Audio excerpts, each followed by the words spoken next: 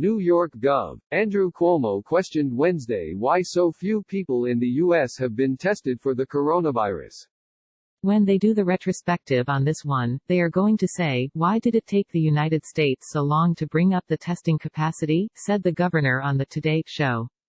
China did something like 200,000 tests per day. South Korea did about 15,000 tests per day. The United States has only done about 5,000 tests to date. On Tuesday, Cuomo announced that he was implementing a containment area around a 1-mile radius in the city of New Rochelle, a New York City suburb.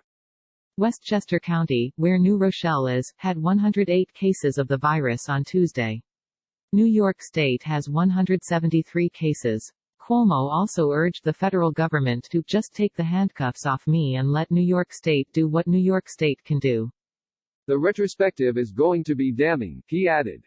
Health and Human Services Secretary Alex Azar has promised millions of tests will be made available throughout the U.S. by the end of this week.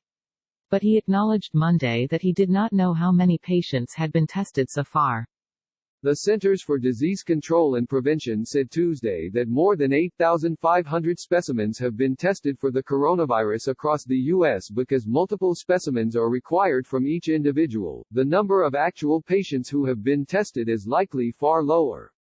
A running national tally kept by the Johns Hopkins University Center tracking the outbreak puts the total number of cases in the U.S. at 1,039, with 29 deaths. Cuomo wasn't the only Democratic politician questioning the rate of testing in the U.S. on Tuesday. Senate Minority Leader Chuck Schumer, DNY, slammed the Trump administration's handling of coronavirus and requested clarity on the availability of tests. The Trump administration's total mismanagement of the coronavirus response and insistence on downplaying this epidemic has led to complete confusion when it comes to how people can get tested and whether they will be charged out of pocket if they do get tested, Schumer said in a statement. Anthony Fauci, director of the National Institute of Allergy and Infectious Diseases, admitted on Sunday that early attempts to send out coronavirus tests were frustrated by delays, but said the nation's testing capacity is accelerating dramatically. Early on, there were some missteps with regard to the test and some technical aspects to it.